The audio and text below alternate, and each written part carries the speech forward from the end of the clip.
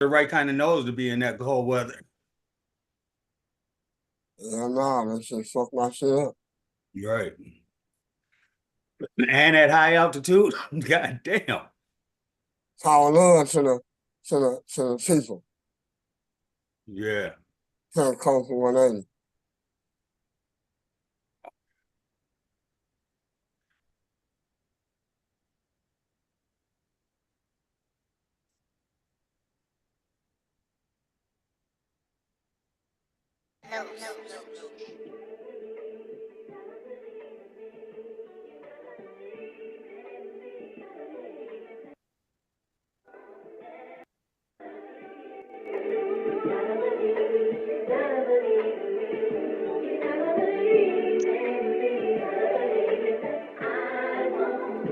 I've been working on my soul like I'm working on my goals. It's not hard to lose control. I've been trying to keep a hold of the peace I got within. It won't never leave again. I've been gaining all this peace, but I've been losing all my friends. If I ever shall fall, I just take it on the chin. If you need it and I got it, then you know that I'ma lend. Just because I take a loss, that don't mean I never win. Even though they sending hate, it's just love that I'ma send. I just know I never fold, never break, never bend. I just know I got myself all the way into the end. I've been writing on my wrongs, I don't even need a pen. Meditating now just to keep my mind cleansed. Yeah, it's all you really gotta do. You keep your faith strong, you gon' always make it through. Expect the best, so dog, it's really nothing new. It never start with them, it always start with you, start with you. I've been working on my soul. I've been working on my soul. I've been working on my soul, y'all. I've been working on my soul. Ain't no limit when you got like, you can get it. And don't you let them come around if they don't lift your spirit. And don't you let them put you down, you don't wanna hear it. And all them bad vibes they got, hope that you not near it. If you wanna go and get it, it can be obtained. I've been protecting all my energy to keep me sane. Cause I can't let that bullshit that they got get in my brain. And if you tryna grow in life, I remain the same nigga that I was, I just got way better. More clever than ever, I'm feeling too special. You should never settle, hope you never do. If you keep your faith strong, then you gon' make it through. Expect the best out of life, so it's nothing new. Remember that it never start with them, it start with you. Yeah. Remember that it never start with them, it start with you. I've been working on my soul. I've been working on my soul. I've been working on my soul, y'all. I've been working on my soul.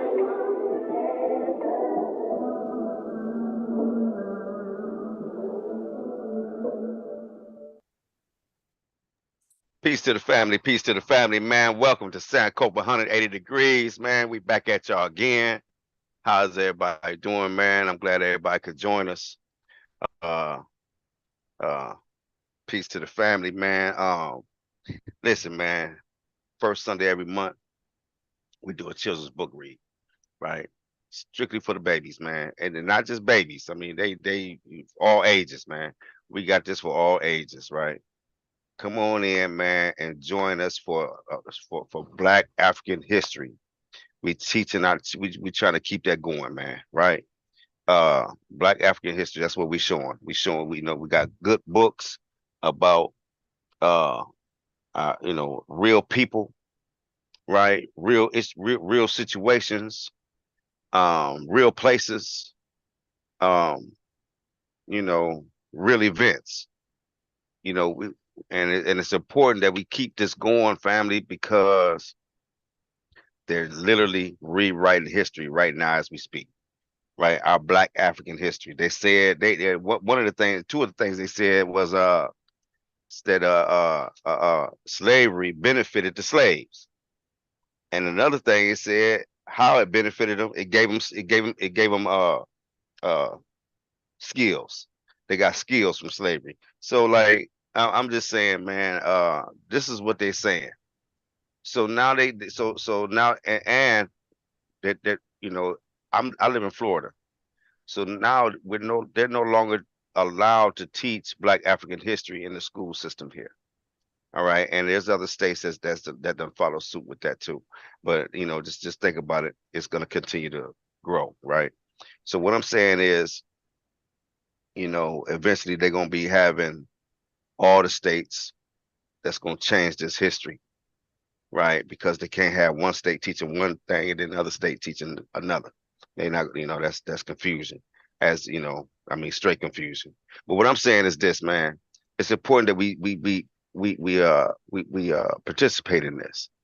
Bring the babies, bring the kids, man. Bring them, right? It's free. It don't cost nothing, man. It's, you know, it ain't a long time, man. But, you know, at the most, we might spend 45 minutes to an hour. You know what I'm saying? Out of 1 month. I mean, I mean, you know, that's not a lot to ask that's going to benefit you and these babies. When they come up to, you know, raise their kids, they can keep that history and let them know what really happened. You know what I'm saying? Just like I say all the time, you know, like we researching Kemet and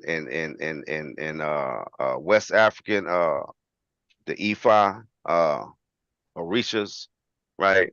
And other spiritual systems, you know, how we researching them, and we really have to research. You have to find books, and not just books, but credible books to get this information. And so this is what this is what our history is going to be like really soon. Is you're going to have to dig deep to find the real history, because they done rewrote it and messed it up, you know, made it to where it's bearable for them, because right now it's not bearable for them. They trying to hide it, right? You know, before, you know, they took pride in it. They took pictures, postcards. You know, I got some of the pictures. You know what I'm saying? They took pride in it. They had postcards and all kind of stuff showing, you know, our people being hung and mutilated. You know what I'm saying? You know, they took pride. But see, now they ain't so proud of it no more, fam. And so now it's time for them to change it. And that's what they're doing. They're going to change it, man. And they're going to make it more acceptable. You know what I'm saying? Where, you know, like now they saying that, you know, we civilized them and gave them skills. You know what I'm saying? You talking about the people that built pyramids, man. This is what you talking about, man. That you gave them skills to pick cotton and make molasses, like sugar. Like, come on, man. Get out of here with that, man. So I'm just saying, please, man, just participate. That's all. Hey, fam, how y'all doing, family? How y'all doing, man? Go ahead, Gerald. Gerald, you all right, man? I'm good. I'm good. My man. Peace Oh, and fam. peace to the I ain't fam. supposed to be talking too much, so I'm trying to sit in the rules and Right. play That's a little right. quiet so my voice get better. But peace to the panel. Unc, and Jamie, having a meal with y'all. Send a shout out to Karen. She's not feeling too well, but sending her some positive energy, healing energy, and again, having a meal. And That's then right. y'all know me, Black Power, Black Love. That's right. That's right. And last but not least, the man of the hour, my Shit. man. That's Peace to you, it. King. Oh, with the crown on, right? That's right. Put it on, King. Yeah, so you know, big ups to the panel, man. You know, I was Gerald put up a post, man, about you know, the state of Louisiana putting the Ten Commandments back in there, and I was watching the demo on it it was on the national news, and you know, got people, you know, protesting that shit, and you know, doing what they do to make to provide awareness of what's really going on. And you know, one of the things is that it got that posted up on the wall, but Louisiana still has the law to you know, kill people, you know, that execute folks, you know. So you know, that's just right out front in people's face. Here, follow these, but we ain't doing it, right? So I just wanted to big up Gerald on that post, and I did some research on it, and um, I'm thinking Nunu's gonna read next week. She's gonna give me the answer in the next couple of days and stuff. So, um, you know, so that's encouraging. And we're gonna do a couple videos, man. One that's two of them is 25 minutes, but they're really informative. We're gonna go from Afro-centered view and on all the videos. And I'm gonna show a video of Dr. Professor Ali um, A. Missouri. I think that's close enough to pronouncing his name. Pretty influential cat, man. I also listened to some videos about him and some of the things that people have a different view because he uh, he did different things over here in the United States that he did over there, but it's just a view, and they were clearing that up, because he was really influential in Nairobi and Kenya, stuff like that. So I think that's all I was gonna say. Yeah. Anything else, Jamie? Hey, I was just gonna say, man, like it's really cold how I mean it ain't really cold, but and again, Gerald said it before, man, it's their school system. Can't get mad what they do in their school system, right? Right. And I understand that, man. You know, the cold thing with that is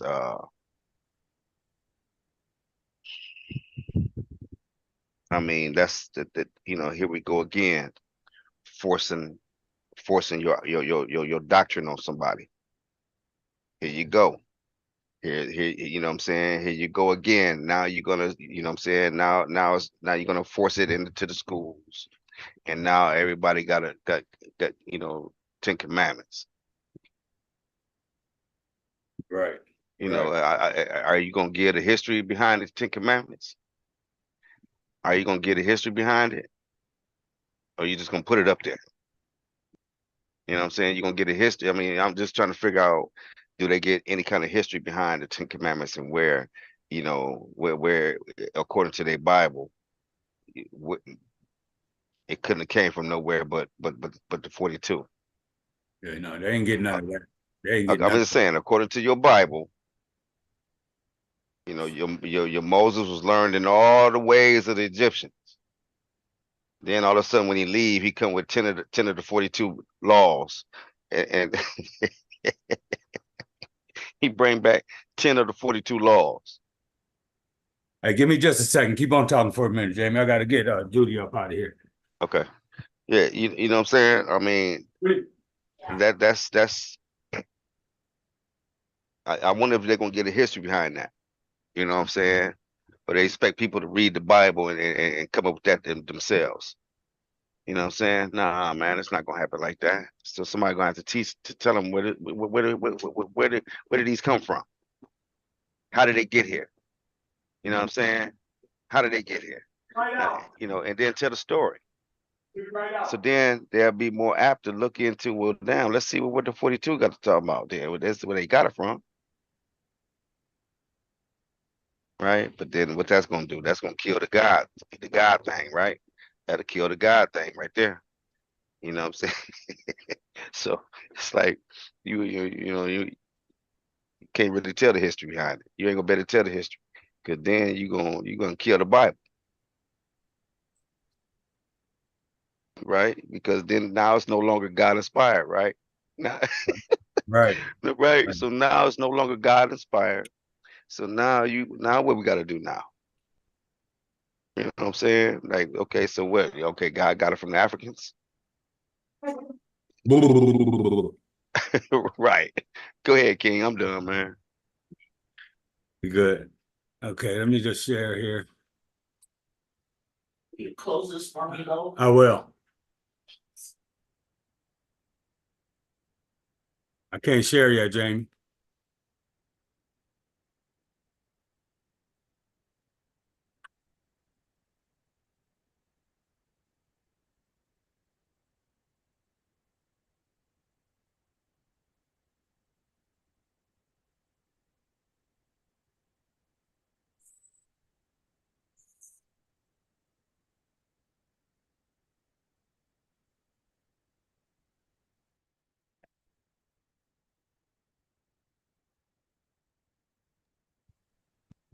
There you go. Bet.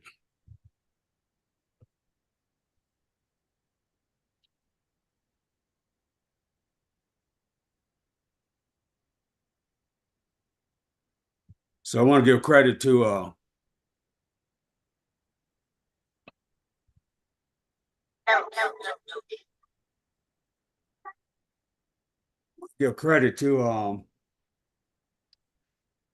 pull it up here, to the South Pan African series with Buma, and I don't know how to say her last name. So this is what this video is from. And then we got a couple other ones.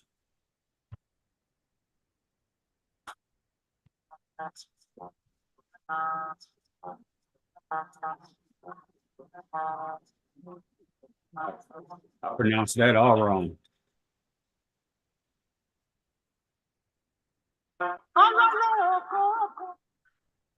Who were the Minnows? Were women warriors in Africa real? Or were they like Amazon, just mythical figures? Welcome to the Sankofa Pan-African series. I'm assuming that you've already subscribed to this channel and that you have your notification buttons clicked on. I hope you will continue to support this series by inviting your friends and contacts to also subscribe. You can also support us by giving us a thumbs up and by sharing our videos with your friends and contacts. Thank you. Now, there are a number of interesting narratives that try to capture the founding of Dahomey. One source, which tries to explain the origin of the name Dahomey, states that it means on the stomach of Da, because the royal compound of Dahomey was built on the grave of a rival king whose name was Da. According to another source, the Dahomey kingdom is believed to have been founded in the early 17th century when the Aja people of Alada kingdom moved northward and settled among the Fon people. Again, other sources say that sometime around the beginning of the 17th century, three brothers fought over the kingdom of Alada. Alada, like a neighboring Wida, had grown prosperous in trade. One of the brothers won control of Alada, while the remaining two brothers, on conceding victory to him, left Alada. One is said to have gone southwest and founded Port Novo on the coast of Wida. The other brother, Do Acklin, moved northward to found the kingdom of Abomey, which later grew into Dahomey. Initially, the three kingdoms founded through this rivalry paid tribute to the powerful Yoruba kingdom of Oyo, which laid east in what is now present-day Western Nigeria. Please check out our episode on Oyo if you missed it. It is believed that Do Acklin's grandson, Wegbaja, made Abomey into a powerful state.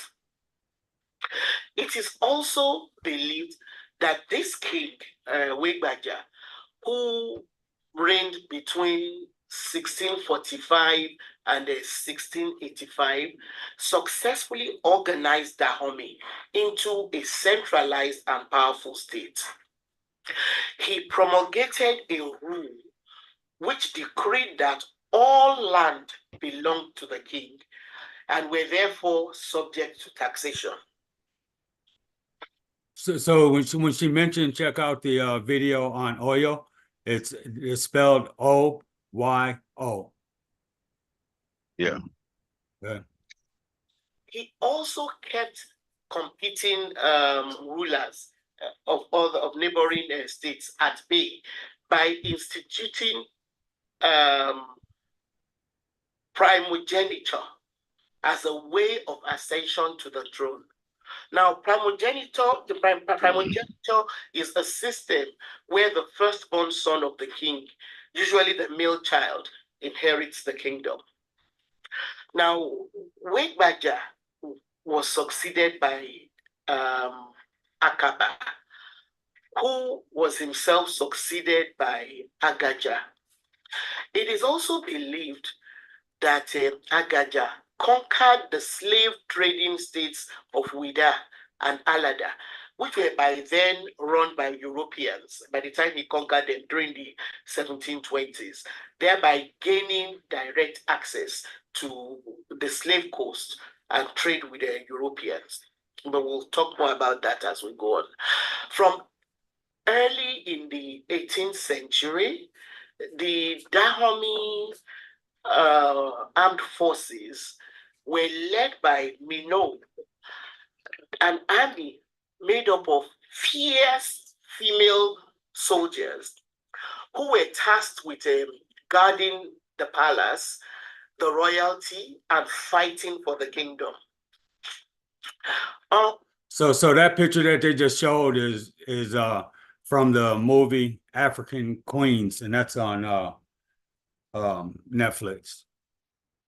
On a personal note, I first learned about these women warriors as a child from my maternal grandmother, whose family were originally Ajashe from Port Novo, from where they now migrated to settle in Lagos, Nigeria.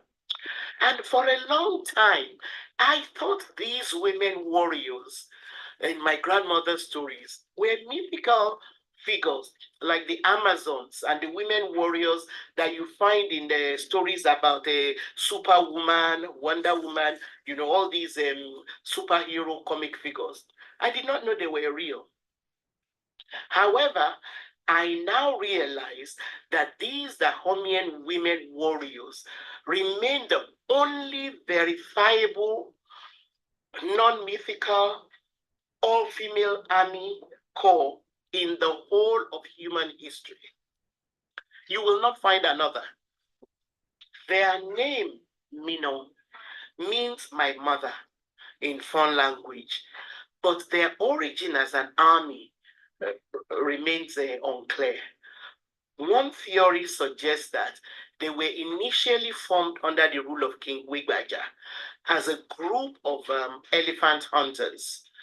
Then in the early 18th century, Wigbaja's son and successor, King Agaja, impressed by their ferocity, decided to employ them as members of the palace guard. It is believed that their responsibilities and number rapidly expanded. By the 1850s, the Mino are believed to have been between 6,000 and 8,000 strong, and their superior fighting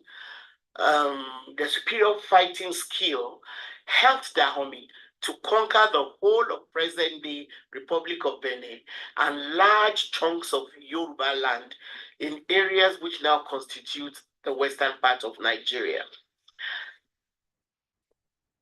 They were also at the forefront of resisting French colonization until the kingdom became colonized. The enlarged kingdom called Dahomey had Abome, Alada, and Wida as provinces. Again, it is said, it is sad to mention that, like other kingdoms in Africa, after engagement with Arabs and the Europeans, Dahomey also thrived on the sale of slaves to Europeans. The kingdom was a form of monarchy and the king was surrounded by a magnificent retinue, and he was the unchallenged pinnacle of a stratified society. The king governed through a centralized bureaucracy made up of commoners. Now, one interesting aspect of this kingdom was that each male official in any position had a female counterpart at court who monitored his activities and advised the king. Conquered territories were assimilated through intermarriage, a unified legal system, and a common sense of enmity towards their former oppressors, like the Yoruba kingdom of Oyo. Dahomey was well organized for war, not only to expand its boundaries, but also to take captives. Slaves were either sold to the Europeans in exchange for weapons or kept to work the royal plantations that supplied food for the army and court. From approximately 1680, a regular census of the population was taken as a basis for military conscription. The female soldiers, the minors, who were later called Amazons by Europeans, they continued to serve as royal bodyguards when not in combat. Notably, King Agaja, who reigned between 1708 and 1740, attempted to end the slave trade by engaging slaves in palm oil producing plantations. But he met with resistance from Europeans who were profiting on slaves and on whom Dahomey depended for firearms. In 1730, under King Agaja, Dahomey was conquered by the Oyo Empire and was compelled to pay tribute. By the 19th century, palm oil had become the main trading commodity of the kingdom. The kingdom of Dahomey continued to prosper and acquired new provinces, reaching its height under King Agandozan. Agandozan was overthrown by the great Gezu. Under Gezu, Dahomey reached the high point of its power and fame. Gezu increased the splendor of the court, encouraged the arts, refined the bureaucracy. His armies freed Dahomey from the humiliation of paying tribute to Oyo. Gezu accomplished a smooth transition to palm exports, so that instead of selling people who were captured in war, they were kept to work on oil plantations. Palm oil was far less lucrative than slaves. However, an economic decline followed under Gezu's successor, Glegli, when the French won control of Port Novo and Cotonou and attracted coastal trade there. Commerce at Ouidah collapsed. After the accession of Behanzin, who succeeded Glegli, hostilities were precipitated. France then conquered Dahomey in a war that lasted between 1892 and 1894, after which a colonial government was established there. The 1892 French expedition was led by one Colonel Alfred Amidi Dodds, who defeated the Dahomeans and established a protectorate. Behanzin was then deported to the West Indies. His former kingdom was absorbed into the French colony of Dahomey, with its capital at Port Novo. The name Dahomey was retained by the country which the French ruled. The name Dahomey was also retained by the Republic even after independence from France, and it was kept until 1975 when it was changed to the Republic of Benin. The name Benin was after the Bight of Benin, this body of water on which the country lies. It is not to be confused with the Benin Empire or Benin City of Nigeria.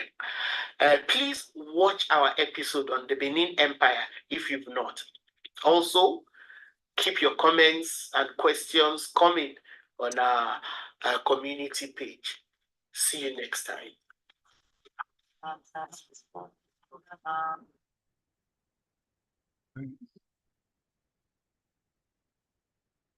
Get back to you guys.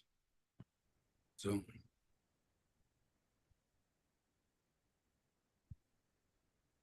Anything you want to say about that one? Oh, that was a good one, man. That was a good one. You know, we always appreciate it from, you know, somebody from around the area. You know what I mean? Yeah. You always appreciate that, man. Yeah. Yeah, I mean, you know, the homie, uh, you know, they had their goods and their bads, man. You know what I mean? They did participate in the slave trade. I don't it, I don't think it was. I think it was you know, prisoners of war. You know, because they was at each other. You know what I mean? So yeah, and I think that for you know, after a minute, they snapped up out of it. You know what I mean? And you know, found and then went again, you know, went ahead and went against it like they were supposed to. But yeah, that was a good video, King. Yeah, you know, and I'm gonna say it one more time, man. That African Queen movie on Netflix was, I think it was put together pretty good, man. It's And called then African African Queens. Queens. Okay, Yeah, no, African Queen. Yeah, just one queen. Yeah, yeah. okay, It's pretty impressive to me, man. Jada Pinkett is the one that put that together, though, actually. okay. So, all right, let's get Nice. this one.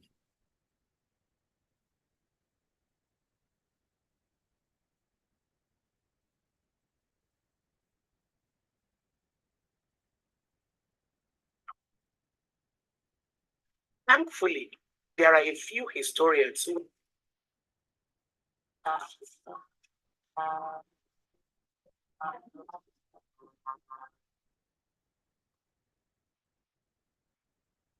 Hi, welcome back to another episode of my Sankofa Pan-African series.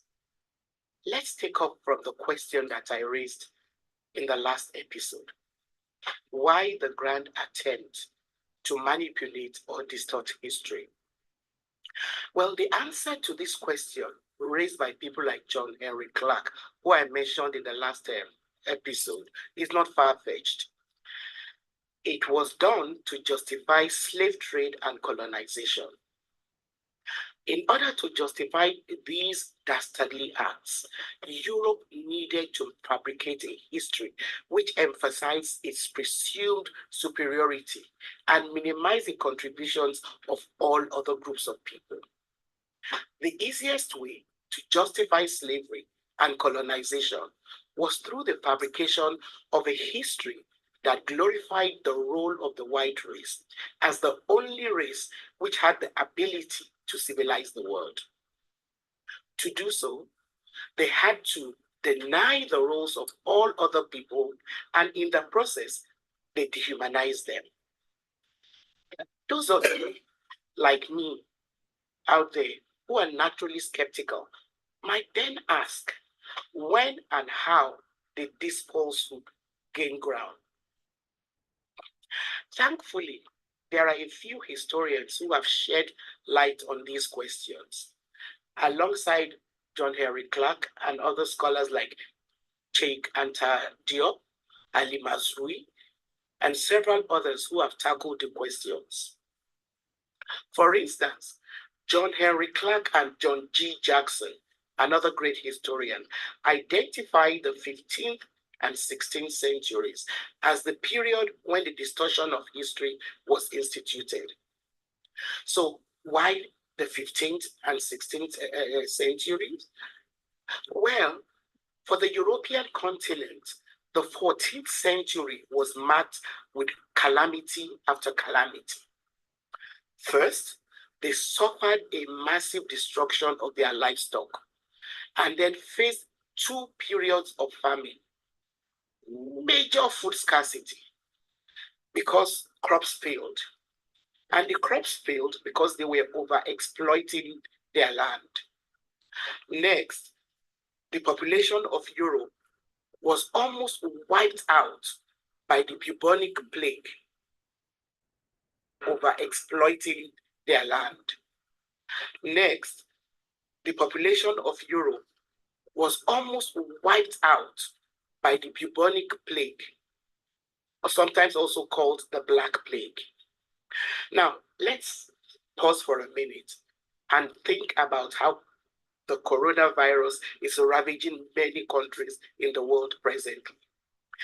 Then imagine the devastation of a similar situation on the countries in Europe after the famines. Remember, Europe did not have the advantage of science, healthcare, and technology that we have today. Life for the people on that continent was further complicated by the 100 Years' War between France and England. Even the weather started getting bad, and a period called the Little Ice Age set in. This meant that the winters became colder and lasted longer. This, of course, also impacted food supply. The long and short of it is that countries on the European continent were poor and riddled with disease. They were afraid that they would be wiped out. In desperation, the kings and queens paid and equipped mercenaries who are now known in world history as explorers. They financed them to go to continents like Africa, the Americas, and Asia, which were less populated, had and still have way more natural resources. They sent these mercenaries to go and pillage those places and bring back the bounties to Europe. I'm sure that you're familiar with some of these people, like Christopher Columbus, Vasco da Gama, Niccolo de Ponti, Ponce de Leon, Ferdinand Magellan, Amerigo Vespucci, Richard Francis Burton, David Livingstone, Henry Stanley, Henrik Bath, Frederick Russell Bonham, Mungo Park. A whole bally lot of them were unleashed to go and pillage the rest of the world. It's important that we mark those names because we keep coming across them time and time again as people who discovered this land or that river or founded, this continent and so on. So I'll return to some of these so-called explorers at a later date. Now, these were the people who helped lay the foundation for Europe to colonize the world. One irony of this era in European history should strike us today because it is being played out before our very eyes. The same European countries that were so broke and were made prosperous mainly because of the proceeds got by colonizing and pillaging other parts of the world are so self-righteous now about keeping people from those same continents out of Europe. Anyway, back to the 15th and 16th century. It was the same period when Europe needed to extend itself to Asia and Africa that the claim about racial supremacy became institutionalized. These views about the superiority of the white race were reinforced by people like George William Frederick Hegel, one of the most celebrated Eurocentric philosophers, who described Africans as people who are underdeveloped and devoid of morality, religions, and political constitution. People like Hegel helped to justify Europe's enslavement and colonization of Africa because Europe's territorial ambition needed the deliberate policy to colonize minds by falsifying history. One of the ways that they did this was to put forward the lie that ancient Greece was the cradle of civilization. However, as Professor Ali Mazrui points out, the civilization of ancient Greece would not have been possible without the Egyptian civilization. This is because the Egyptian civilization was earlier than the Greek civilization. Rather, Greece borrowed heavily from the Egyptian civilization, even within current academic circles. When some Eurocentric scholars are forced to concede that the Greek and Roman civilization, which followed the Greek one, borrowed heavily from Egypt, they very quickly put forward another lie. They claim that ancient Egypt was completely isolated from the rest of the African continent, and so it should not be seen as an African civilization. Some even go so far as to try to claim that Egypt is an extension of the European continent. This is why historians like Robert R. Palmer and Joel Colton start their account of world history by first proving that it is wrong to even look at Greece or Rome as proof of European influence on civilization, because the very idea of Europe as an entity is a very current one. The phenomenon that we know as Europe today did not even exist during the Greek and Roman civilizations. These historians also show that, on the other hand, it is more historically accurate to trace the contributions of Black Africans to ancient Egypt than to link Europe's claim to the Greek or Roman civilizations. They challenge claims by Eurocentric historians who project the idea of Europe as the forerunner of world civilizations. Palmer and Colton prove that even the very word Europe did not exist during the Greek civilization, and it was hardly used by the Romans. As a matter of fact, the Romans considered all other Europeans as barbarians. Another interesting fact is that, in spite of ancient Roman snobbery, and they were quite famous for looking down on other people, they did not discriminate on the basis of race. Rather, their system was based on Roman citizenship. It was based on the attainment of Roman citizenship. As such, many of the neighboring people in what is now known as Europe, whom the Romans conquered and subjugated, alongside people of other races, were treated the same by the Roman Empire. People from present-day Britain, France, Spain, and so on were subjugated by the Romans, who saw themselves as their superiors. I hope I have sufficiently answered the question about when history, as most of us know it, became twisted. Please send me your questions if you'd like me to throw more light on some of the issues that we've raised here. I cannot guarantee that I'll have all the answers, but I'll try. I'm also inviting those of you out there who have more information that might help all of us expand our knowledge as we go along. So please send your contributions. Now, in addition to twisting history, some Europeans over time have also continued to present their culture as if it is superior to other cultures. It is one of the methods used to dominate, colonize, and dehumanize people. If we look closely at history, there are many examples of how this works. Like I said earlier, the Romans conquered most of their neighbors and used a system of cultural negation to keep them down.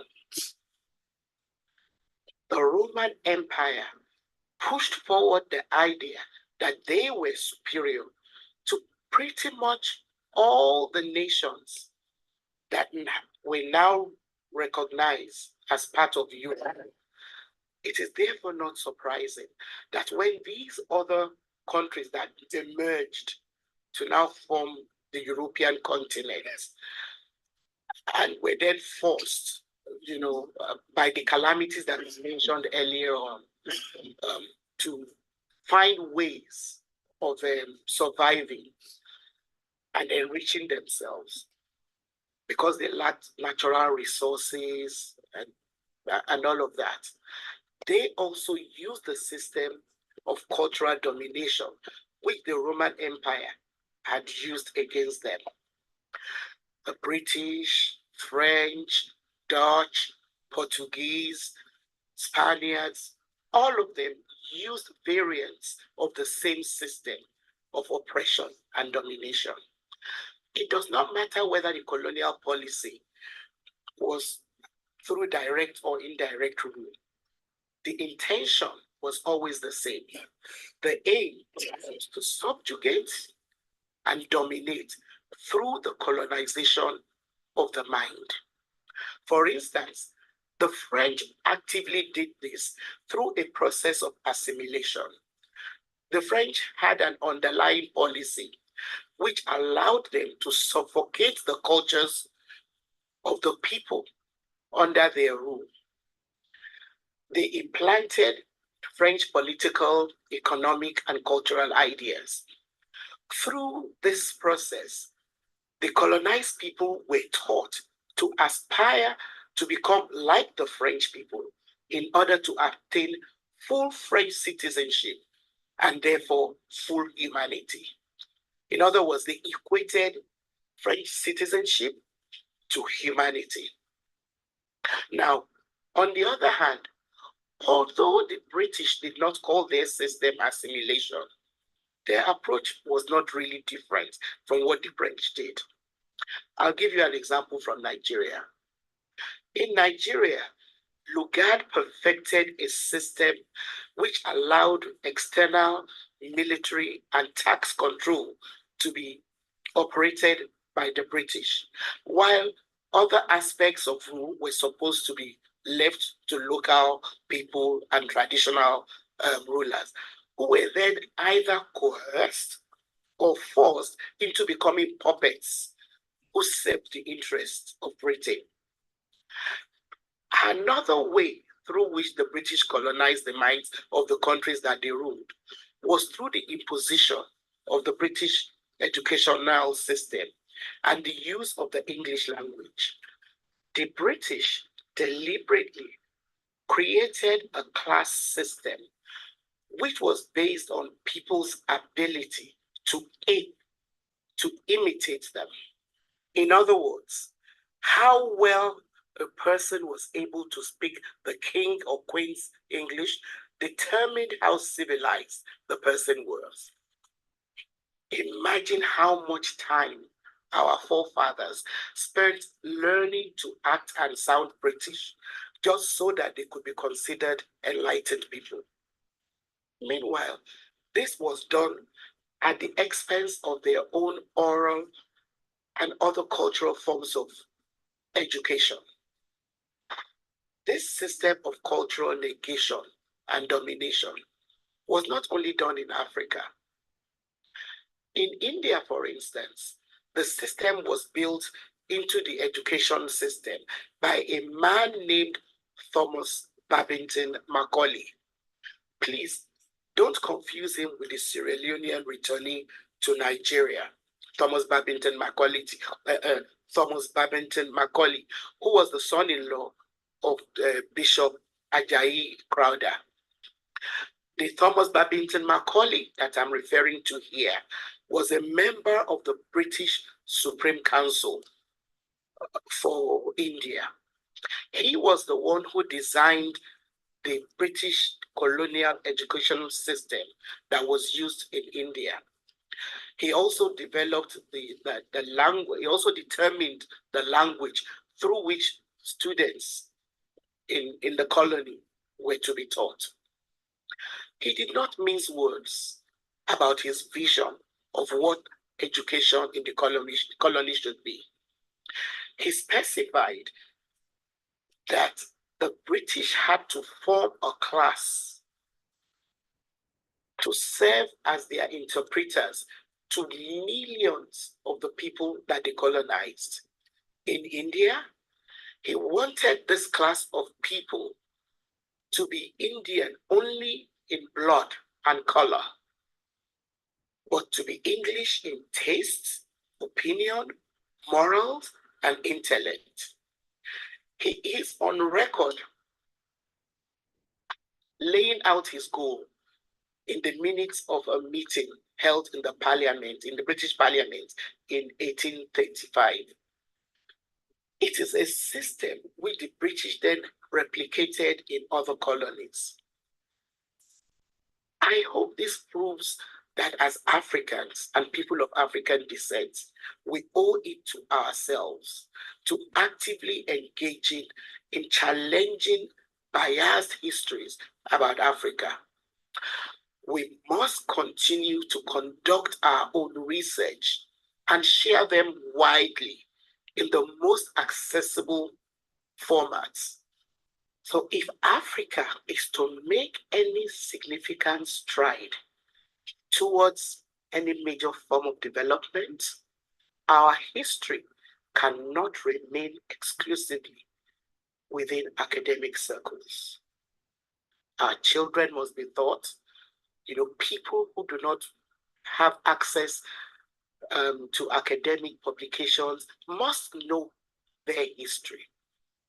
And this is because, as Cheikh Anta Diop points out, even a superficial examination of the cultural situation of Africa challenges us to question the predominant history being pushed forward by the Western world. Because if we're to believe their accounts, their history, then we have to first believe that Africans have never been responsible for any contribution to the world. Not even the civilizations of empires like Ghana, Mali, Songhai, Ife, Nok, Zimbabwe, the Congo, to mention just a few. If we continue to allow ourselves the falsehood that Africans had no part in civilizing the world, it means we will then continue to depend on the so-called developed world for the solutions to all our problems. Now, this has become increasingly important when we look at the ascendance of blatantly racist regimes like the Trump presidency in the US, Putin's apparent neo-colonial aspirations, and the daily increase in the popularity of ultra-right politics in most parts of Europe. Again, we need to find ways to challenge China's aggressive economic colonization of Africa. If we do not know our own history, how do we equip ourselves and future generations if all we know about our past is a history which focuses only on internecine wars, transatlantic slavery, and colonization? As the Igbo proverb made popular by Chinua Achebe puts it, a man who does not know where the rain began to beat him cannot say where he dried his body. I'd like to expand this proverb by saying men and women who do not know when and how the rain began to beat them cannot know how to dry themselves.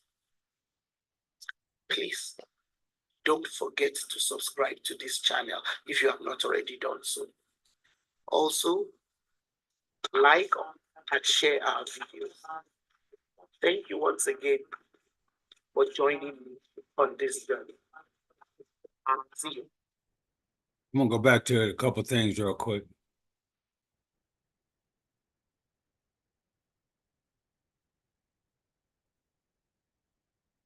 Real history right there, family. Real history right here.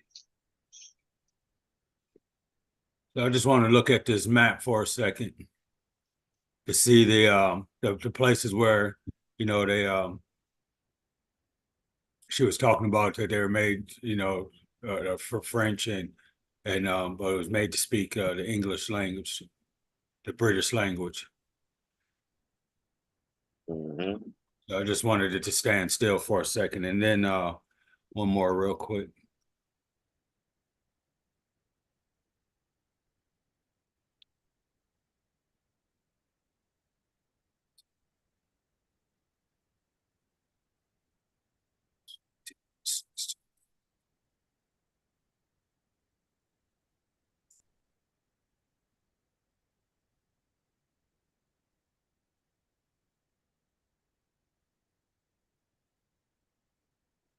Just wanted to see that real quick. Education policy in British tropical Africa memorandum submitted to the Secretary of State for the colonies by the Advised Committee on the Native Education in British Tropical African Dependencies.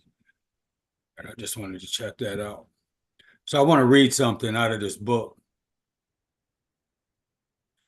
I want to read something out of this book about that guy Hegel. I was reading this. So that's General History of Africa, the abridged edition, the first of a series, and it's a methodology and African prehistory. Let me grab my glasses real quick.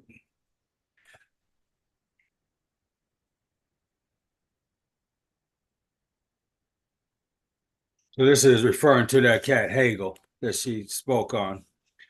And then this says 1770 through 1831. Had no hesitation in stating in his philosophy of history that Africa is not a historical continent. It shows neither change nor development, and that the Black people were capable of neither development nor education, as we see them today. So have they been seen always. The preposterous view, this preposterous view of Africans persisted into the 20th century, when the Oxford professor could be heard to say, perhaps in the future, there will be some African history to teach. But at this present time, there is none. There is only the history of the European in Africa. The rest is darkness, and darkness is not a subject of history. We cannot therefore afford to amuse ourselves with the unrewarding gyrations of barbarous tribes in picturesque but irrelevant corners of the globe. So that's pretty raw from that cat Hegel she spoke on. Yeah. Yeah, I totally agree. yeah, that's a mess. You know, in this book here, man, you know, refer to a few of those cats, man, but a few other that are more prominent. And so so far it's a really good read. Nice. Gerald, you good?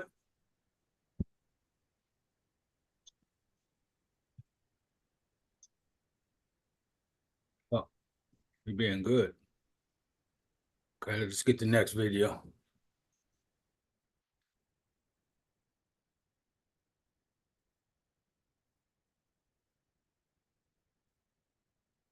The Middle I'm East, good. It was hard for me to get my meat off. I'm good.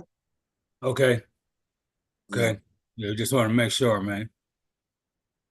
Yeah, then now family contributions to civilization by Anthony Browner. That's what Okay. made Anthony Browner write that book. That dude talking that shit. Right, Hegel. Yeah, so he wrote Nile Valley's contributions to civilization. Bet, bet, bet. Already. All right. Get back here. Same that one, that one. Okay, here we go. The Middle East, and while Kenya's considered different. So this one is about Professor. It's a conversation with, well, you can see it down there, Ali A. Missouri, and she mentioned him in the and how influential he was in Nairobi, in Kenya.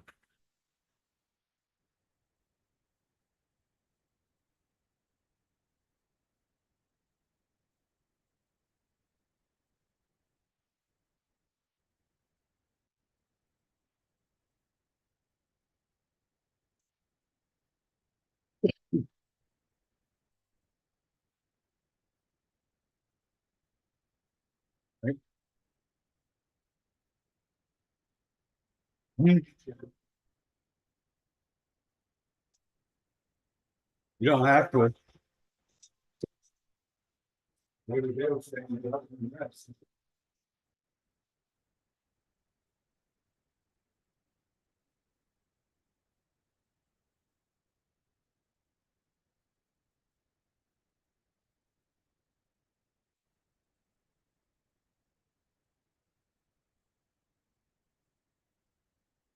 One of the major events in Kenya this year has been the discovery of oil in Turkana. The benefits of this discovery will take time to be realized, and as many Kenyans wait to reap those benefits, they are aware of the ongoing war against Al-Shabaab militants in Somalia since October 2011. President Mwai Kibaki, who is retiring after his current term, will not be in power when Kenya starts exporting oil. It would be too ambitious to expect the end of the war against Al-Shabaab by the end of Kibaki's term. But it is during Kibaki's last term that 4 Kenyans were accused of committing crimes against humanity by the International Criminal Court. So what will be Kibaki's legacy, and what are the implications of oil discovery? What has been the role of the International Criminal Court in Africa, and more so in Kenya after the 2007-2008 election violence? To provide insight to these questions, I spoke with Professor Ali Mazrui, a Kenyan intellectual giant and a global African, when I visited his residence in Binghamton, in the state of New York. I started by asking Professor Mazrui what this recent oil discovery in different parts of Africa mean for the continent. Quite a number of countries all of a sudden discovered a resource which was there all the time. So at least half a dozen African countries have become oil producers within the last 10 years. One suspects some kind of conspiracy on the part of the established petroleum companies, originally to disguise their availability. of additional resources in Africa. This is Tulo's first well in your country. So we have never drilled a well here before. Others have in different places, in different basins. And alas, nothing has been found. In West Africa, they've been discovering oil in Ghana, in Liberia, etc. All of a sudden, mainly because I would imagine of the escalating demand of the newly emerging big powers like China and India and Brazil. So they're beginning to need more energy resources. And so new oil fields are being discovered to meet that need. So there's some cynicism in the way it has gone that we were kept in the dark about its availability until now.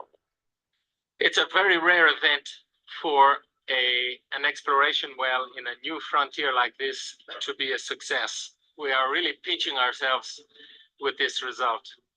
The challenge with petroleum is that it imposes considerable responsibility on the country producing it, especially if it is a developing country that has not yet established a stable democratic order.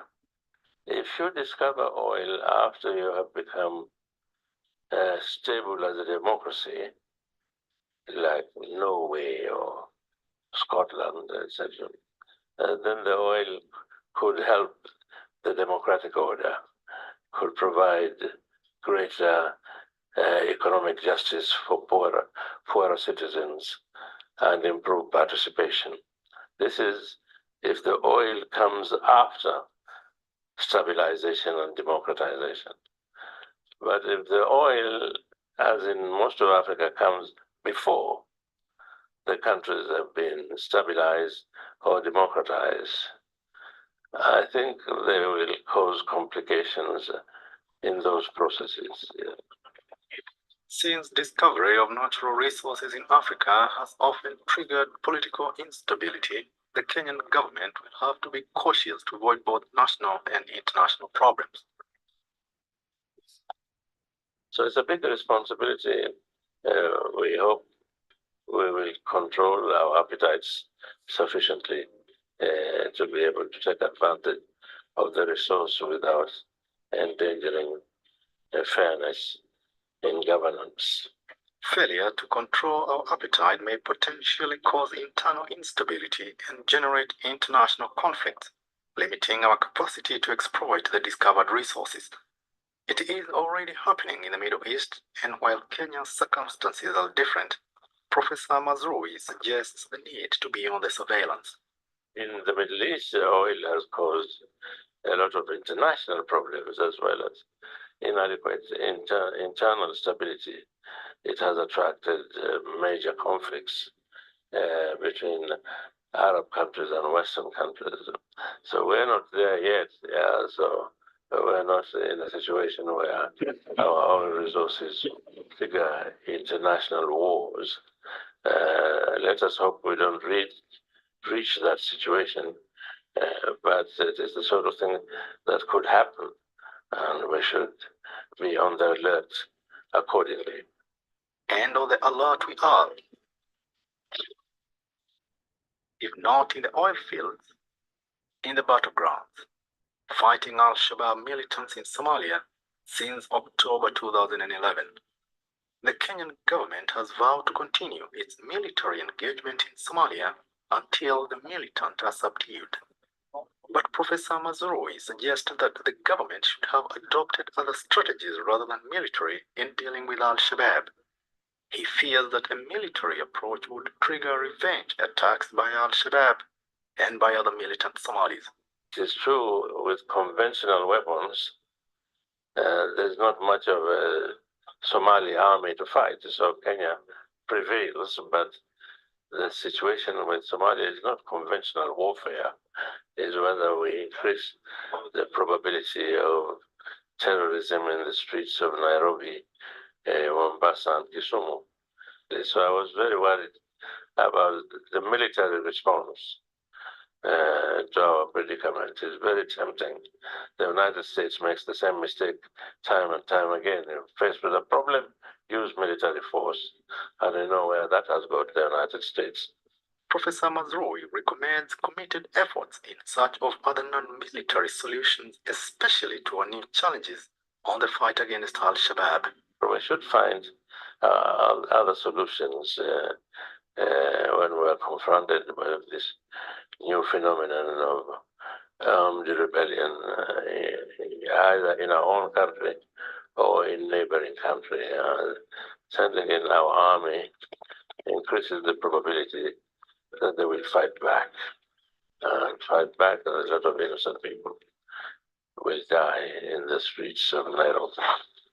Hiki ni kitendo cha wajambazi, wale ambao wanataka kutisha watu wetu na kutia hofu kwa watu wetu.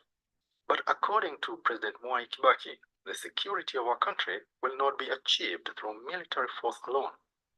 All citizens have been called upon to play a crucial role in ensuring that no one amongst them is used to disrupt peace and stability. But it is precisely peace and stability that were disrupted during the 2007-2008 election violence, prompting the International Criminal Court to summon 4 Kenyans to answer charges for allegedly committing crimes against humanity. While Professor Mazrui acknowledges the role the International Criminal Court has played in African politics, he is critical of its performance. I'm an internationalist, so I do think we should have systems of justice which demand accountability from governments and political elites in different countries. Mr. Taylor, for the foregoing reasons, the trial chamber unanimously sentences you to a single term of imprisonment of 50 years for all of the counts on which you've been found guilty. I'm perturbed that the ICC is still in a situation where the people it targets disproportionately developing countries and African countries at that. It's a form of justice that is uneven. But in general, I think the trend towards creating judicial institutions of global accountability is a progressive step in the history of the world. And with regards to Kenya's failed shuttle diplomacy that sought to defer cases from the International Criminal Court? We don't want to pull out of the world, we Kenyans. We don't want to pull out of the world on the eve of celebrating our 50th anniversary of independence. That doesn't make sense. We have had good standing in the international community. We should save that standing as we approach the second half century of our independence. But I realize that it's very annoying very often that Africans are disproportionately targeted by ICC just by the nature of world politics. And I wish they would have the courage also to indict some big powers who also commit atrocities and should be punished. But the ICC is not there yet. Hasn't found the will to provoke big powers. But I think the institution itself is a progressive step in the history of the world. While it is the election crisis of 2007-2008 that invited the ICC to Kenya, the country is on the verge of holding another general election, and Professor Mazrui hopes that Kenya will exhibit more maturity as a young democracy by having free, fair, and peaceful elections this time. Well, we do have touch and go with regard to the elections, partly because of the disagreement which has arisen over the International Criminal Code. I was hoping myself that we would stabilize a system whereby we had an executive prime minister and the executive president and the executive prime minister would be answerable to parliament and not answerable to the head of state. So I had proposed that particular solution when we were drifting towards the civil war in 2008. And then it gradually, at first, both sides rejected having a second executive position in addition to the presidency. And then it turned out to be the only realistic compromise in the situation when Kofi Annan was ready to run with that solution. I still think we should stick with it. After all, it has survived in France since 1958, having an executive president and an executive prime minister. I wouldn't recommend the style they have in Russia, where the two people just keep on exchanging.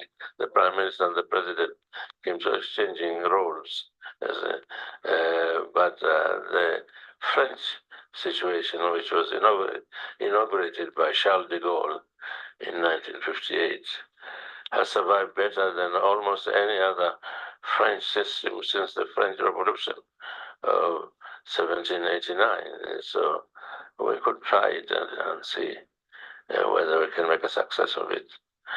It's true, it's very hard because we are still an ethnic-prone country. We've never been coup-prone, but we have always been ethnic-prone in our politics. Such ethnic-prone politics have defined and negatively affected our national fabric since independence. All Kenyan presidents have been haunted by the politics of ethnicity. But at independence, historical circumstances might have judged Mzee Jomo Kenyatta differently.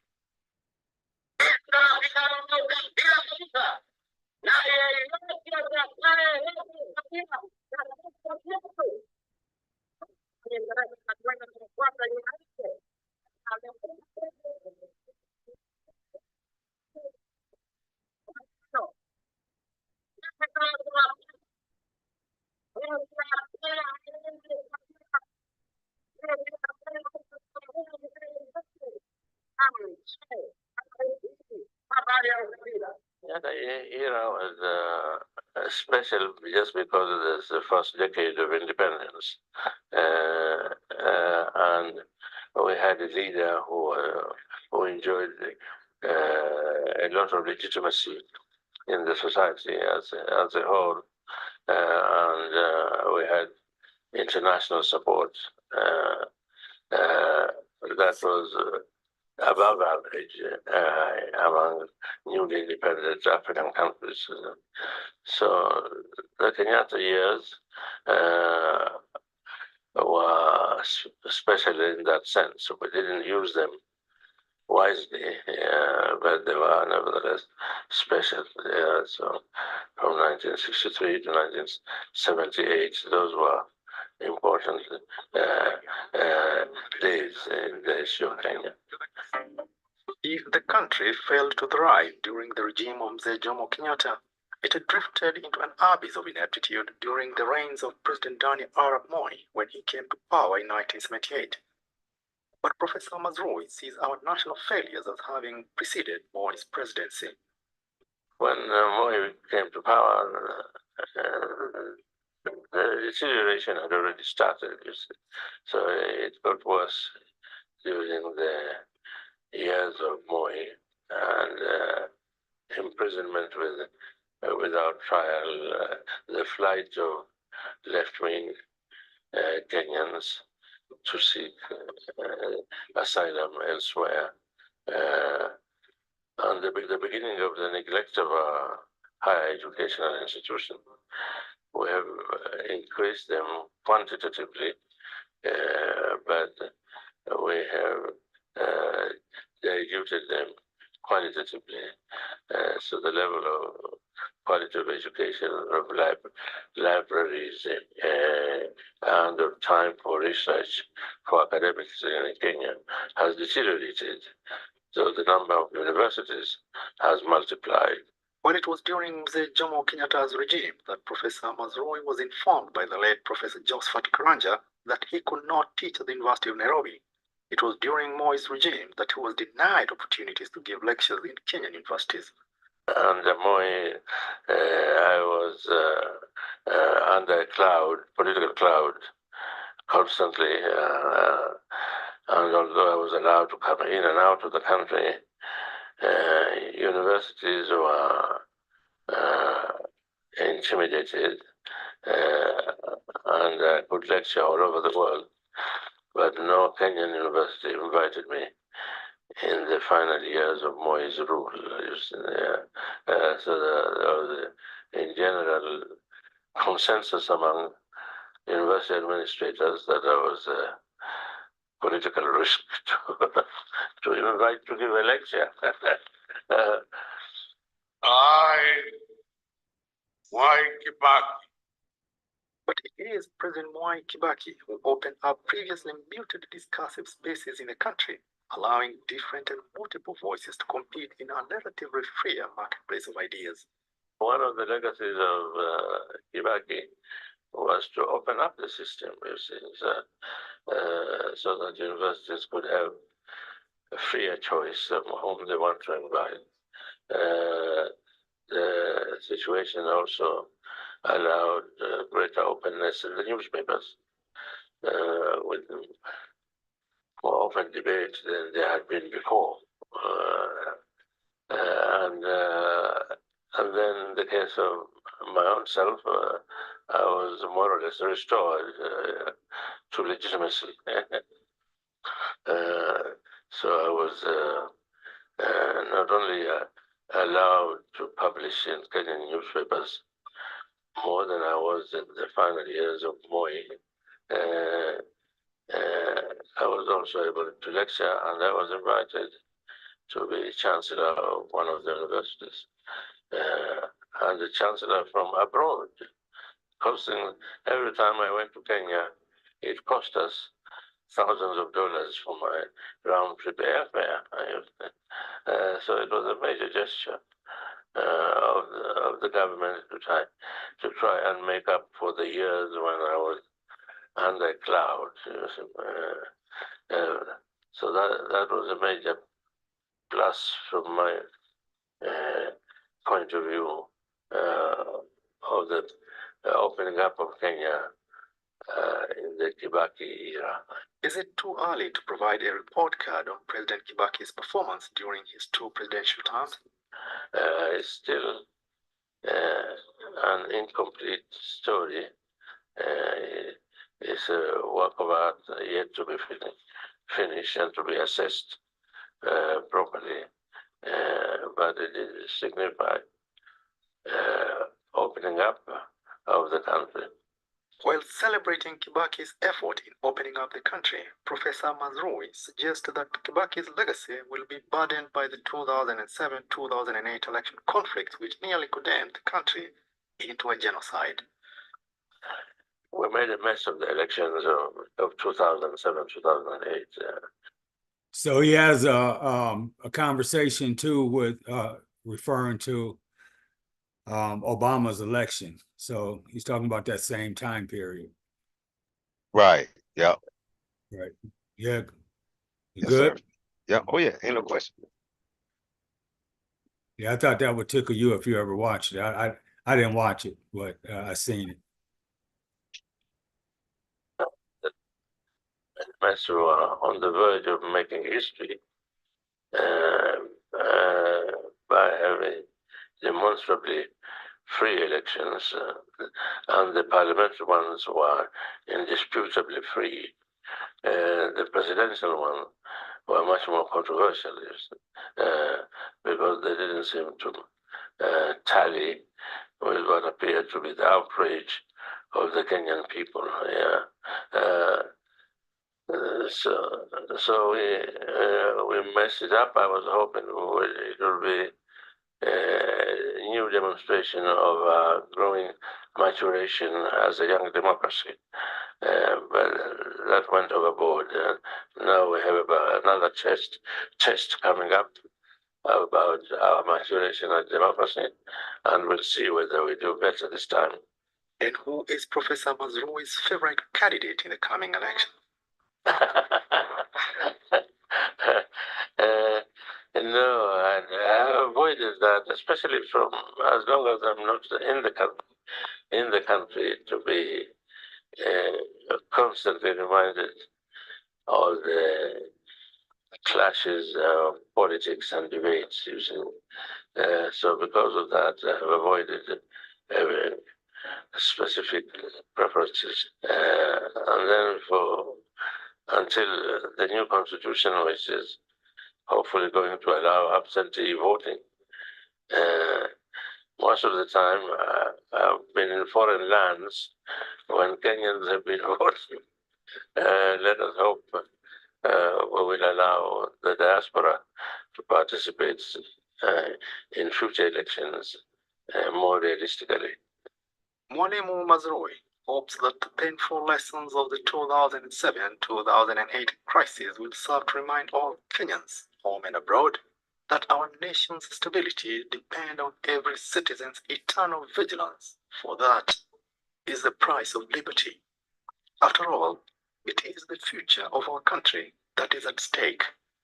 I am Dirango Wachanga. So I just want to say,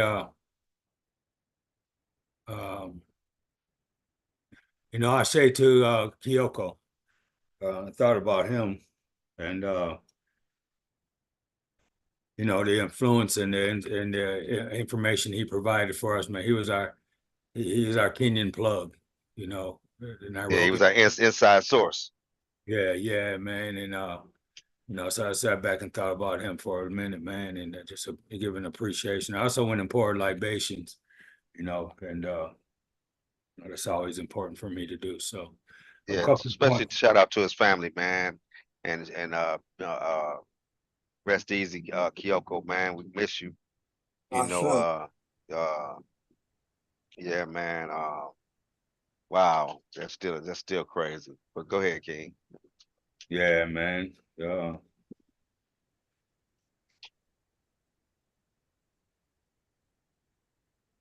All right. So I looked up the Great Flood, man, of 1334, and they're talking about that's in Mesopotamia and stuff like that. And so I looked up the oldest one, and it was what's recorded on, through Google. It was in Ur, but they had a whole litany of floods, right? Listed, right? So Right. referring to about that, that Noah concept, shit, I right? mean, they like we got, Kemet flooded every year. Yeah, You know what I'm and saying? these so the flood took place maybe 4,600 years ago, right? According to the Bible. And these floods are older than that, right? Way Yeah. older. 13, 14. They didn't even going back to the pre-dynastic times or nothing, so I just wanted to make note of that. And then it appears to me on that video, it was, this is a early video, that they were still at least under British influence because they're wearing them wigs still, right? Yeah. Um, and then I already mentioned that that Missouri Mesru, I don't know how to pronounce his name. There's a video on him about the election of Obama. I didn't take time to look at that, but I got it on deck anyways. Yeah. Yeah. I mean, man, hey, like if you want to know you want to know the real news, you turn on foreign news. They're gonna tell you what's real. They're gonna Right, tell you what they really doing. What's really happening. So right, that listen to our news, man. They just gonna tell you what they want you to know. And what way they're gonna sway you, whichever way they want you to go. You know what I'm saying? So, you know, but if you want to news, you go to foreign news. You know what I'm Right. saying? And they put you up on game. You know, Yeah, a lot closer than what the westernized game will throw at you. yeah, because they just want to go. You know, they want you to agree with whatever they doing. So you know, if they can get you to agree with it, then they rocking it. They're gonna rock it out. You know what I mean? You know, so they can sway you, put these commercials and all this other stuff out there, and you know, and then it's, it's world news now, and now it's the topic of the news. They showing it for 2 weeks in a row. You know what I'm saying? Every day. Now they done beat this shit in your head. You know what I'm saying? You know what I mean? Like, yeah, man. Yeah. Diverting you from what's really going on. Right. I got one more video. It's only like a little over 9 minutes. Okay. Gary, you good? Peace, Gabe. How you feeling? Oh, I'm good. I'm doing a little bit better. I'm hanging in there. All Um, right. Good to see all of my friends here. And yeah, I'm doing good. I'm watching. I just watched that video, so I'm gonna ready for the next one. All Nice. right. Yeah, we're glad Let's you're feeling see. better, man. Look, Thank you. yeah, right on, man. And I'm happy about the outcome too, man. Yeah, when the pathology, the biopsies come in, then we'll know for sure. But yep, yep, I'm thankful. At All least, right. he didn't think it looked like cancer, so that's good. So That's right. thankful. Yep. That's All right. the ancestors were looking out for me. I appreciate it. That's right. All That's right. right. All right. All right. What's up? That's what's up.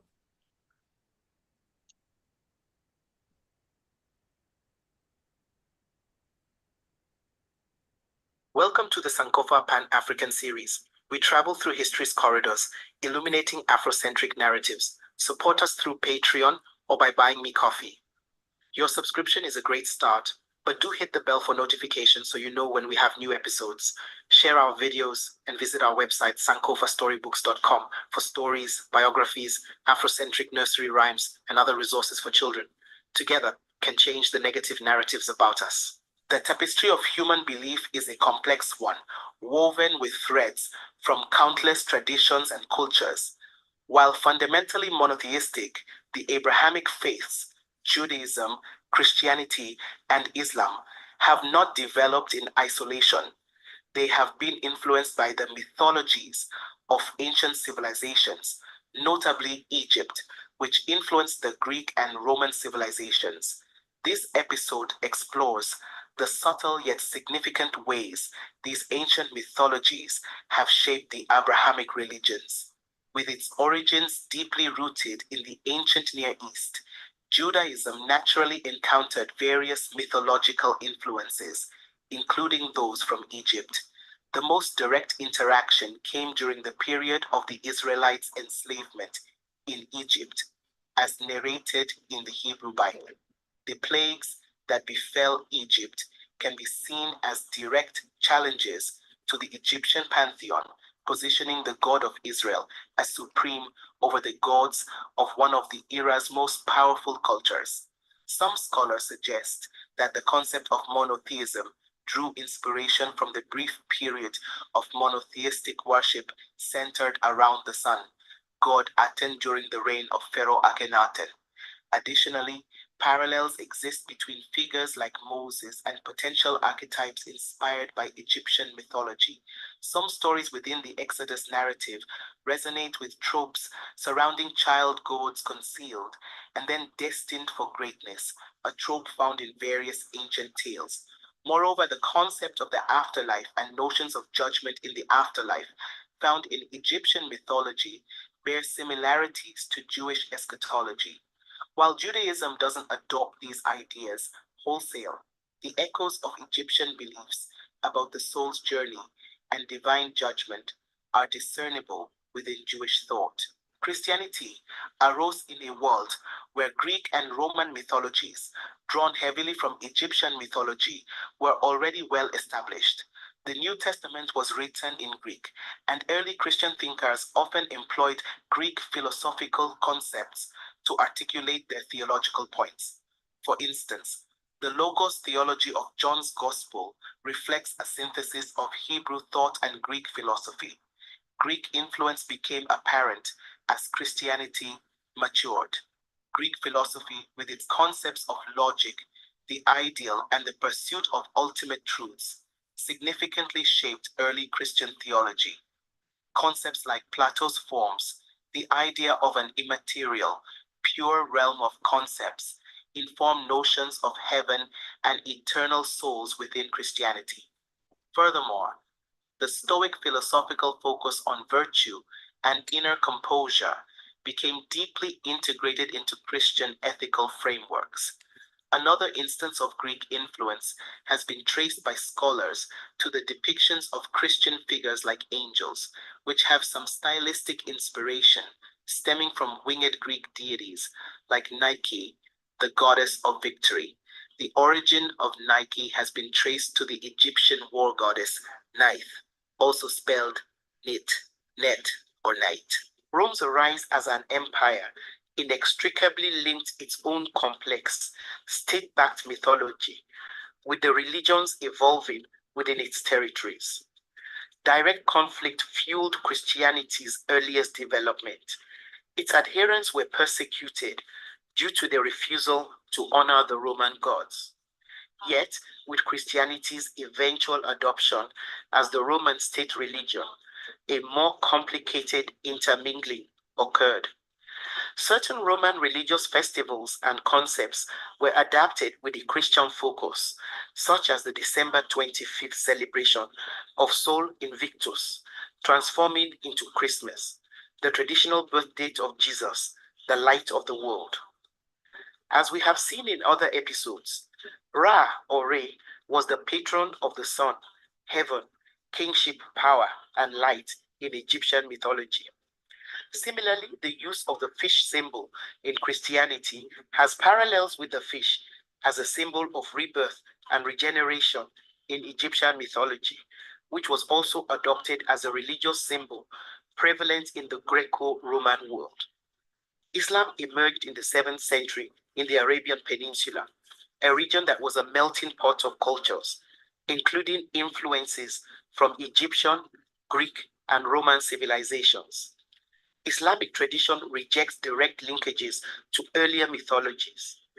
Its core tenet emphasizes that Islam was divinely revealed directly through the Prophet Muhammad. However, it is undeniable that Islam grew within a landscape where these influences had existed. Figures like Abraham and Jesus hold significance within Islamic belief, demonstrating a broader shared theological heritage despite significant theological differences. While Islam is clear in its monotheistic message, rejecting any form of polytheism or idolatry, it nonetheless interacts with the broader Greco-Roman intellectual traditions, which were deeply indebted to ancient as Egypt. The Islamic Golden Age saw the translation and study of Greek philosophical works, which in turn influenced Islamic philosophy, science, and medicine. Additionally, Islam's acknowledgement of Jesus and Mary and its reverence for figures like Abraham and Moses show a continuation of narratives central to both Judaism and Christianity, religions deeply engaged with Egyptian and Greco-Roman thought.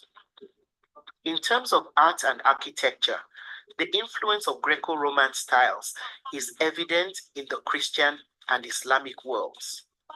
Early Christian art features iconography that is reminiscent of ancient religious art, and the architecture of Christian churches has been influenced by Roman basilicas. Islamic architecture, while developing its own distinct style, also incorporates elements of Roman engineering and design, particularly in the use of arches, domes, and geometric patterns. Also, In the realm of art and architecture, the influence of Greek, Roman, and Christian traditions can be seen in the adoption and adaptation of artistic styles and motifs. The use of mosaics and even the adaptation of the Greco-Roman and Byzantine iconographic traditions into Islamic art showcase a cultural synthesis. Islamic art, while strictly avoiding the depiction of human figures in religious contexts, incorporated the geometric and floral motifs of Greco-Roman art into its religious and secular architecture. The relationship between these ancient mythologies and the Abrahamic faiths is a testament to cultural syncretism, the blending of different religious and cultural influences. The Abrahamic religions have not only been shaped by these ancient mythologies, but have also reshaped them, giving rise to new interpretations and syntheses that have enriched the religious and cultural landscape of the Mediterranean and Near Eastern worlds. The mythologies of Egypt, Greece, and Rome have left an indelible mark on Judaism, Christianity, and Islam, demonstrating that religions are not static, but are dynamic systems shaped by cultural and historical contexts. While the core tenets of the Abrahamic faiths remain distinct from the polytheistic religions of the ancient world, the influence of these mythologies is woven into the fabric of their narratives, symbols, and rituals, revealing a shared heritage of human spirituality and the quest to understand the divine. Acknowledging the potential influences of surrounding mythologies on Judaism, Christianity, and Islam illustrates the complex process by which new belief systems emerge.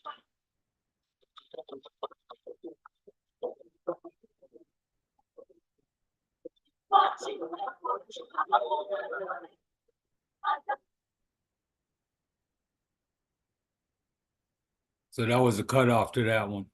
Let me make sure. Welcome to the Sankofa Pan-African series. Illustrates the complex process by which new belief systems emerge.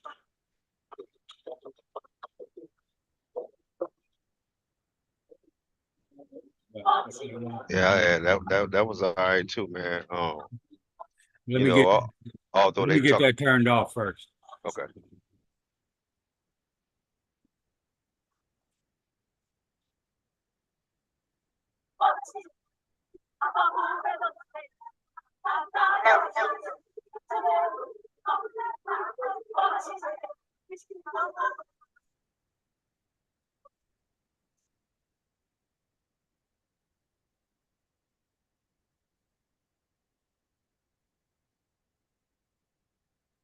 Yeah.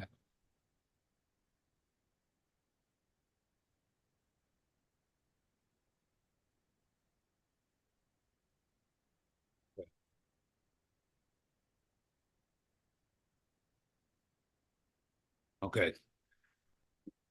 Yeah, so go ahead, Jamie.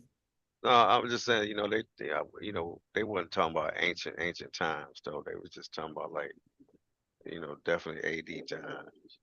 Right. You know what I mean? So, Yeah. yeah. That's a little information for, the people, man. Yeah, that was good, man. Good shit, man. Real. Uh, Definitely always appreciate that, man. Good content like that. That's what's happening, man. You always do it though, huh? Good shit, man. Yeah, that was a good channel to look at, man. I mean, she got a plethora of videos of information and backing up, the previous videos and all that stuff, man. So, it's pretty informative and a lot of information and resources to look at. And so I got to look at a bunch of the resources she put up there. And I mean, it's just a plethora out of them 4 videos. All the content, man, is just enormous. So, um, I hope people just don't stick to, the video, do some research on it and with the people and stuff. Like I had just read you know, about Hegel, you know, and a few other cats and stuff. And then they brought him up, and she brought him up, and that just reminded me of when Gerald said, once you start having and taking an interest in this stuff, it just opens up to, you know, the ideas that resonate in your mind and stuff. And it doesn't matter a decision. Do you want to take time and show interest in and what's in your mind, you know, or are you just going to let it bypass, you know? So I really appreciate that. Right, for sure, man. Go ahead, go Whatever ahead. gets your attention is what you're gonna go into. But sometimes you might be on that station, sometimes you might not be. You know, Right. and that station is Sankofa. Right, right. You know, the station trying to get back to the origin and it resonate with you. If you somewhere else, you know, it's noise. It don't Yeah. make no sense. So Right. it is what it is. Right, right, right. Gary, you want to say anything? You on mute, Jamie. No, I'm good. I'm just listening. Thank you, guys. Yep. Jamie? Yeah, yeah. No, man, just, you know, overall, man, good information. You Yeah. know, excuse me. You know, the main thing is this, man. This is history. What they're giving you is history. And you can go and look it up and verify it. Right. Right? You can always go and verify and look and see where they got it from. You know what I'm saying? They're giving you all these sources. You know what I'm saying? Like we're able to go back, you know, Sankofa and get what was lost, man. Right? And bring it forth. Don't get mad at us. I mean, most of us admit that we've been lied to, but then when we come and show you that we've been lied to, you get mad. I mean, just think about that for a minute. You know what I'm saying? You admit that we've been lied to, and then when we show you that we've been lied to, you get mad at us. We ain't do nothing, man. All we doing is showing, you know, helping you see, and then hopefully you'll take it a little further and look a little further and see more. Right. You know what I'm saying? I mean, that's what we hope you do. You know what I mean? But most of the time, like, you know, they don't, you know, people don't, they want to avoid us. They want to avoid our channel. You know what I mean? Listen, man, you know, if you don't taste, if you got three different juices up there, if you don't taste all three, man, how do you know which one's the best? Right. Yeah. If you just take the first one you drink from and just that's it. I mean, you don't know what the other two is like. So how can you make a educational, like a sound, you know, decision if you don't know what the others taste like? Like, come on with that, man. Like, you have to know. You can't just pick one and say this is it. You know, it seemed like you would want to see what the other ones are like, man. Just make sure that that was it, right? Because what if you're wrong, man? What if you're wrong, man? I mean, like out of all the denominations, all of the different Bibles, like how, how do you know who's right and who's wrong, man? Like like every last one of them say that they got the true word of God. Every last one of them. So now, who do you? How do you pick and choose which one is the one that's gonna get you to wherever you're trying to get to? Or like, like, how do you, out of all the ones that's out here, because there's a whole lot of, bro. Like, listen, man, there's a lot of them, right? There's a lot of books, different versions, right? There's a lot of them. And then, in turn, there's a lot of denominations, and all of them claim to have the one. So now, somebody wrong. I'm just gonna put it out there like that. Somebody wrong. And then, what I'm saying? Somebody wrong, man. Now, everybody can't be right, and it's all different, right? So I'm just saying. So I'm just saying, how do you figure that out, man? How do y'all determine that? So that's why I said you have to. You seem like you want to taste all the juice, man, before you pick one of these juices, right? Uh, you know, one of them might have turpentine in it, but you pick that one. That's the best one for you. Yeah, you don't know what it might. It might got gas in it or something. You don't know what it got in there. You know what I'm saying? Like, but that's the best one. Ah, man, let's pick the right one. I mean, that's how I look at it.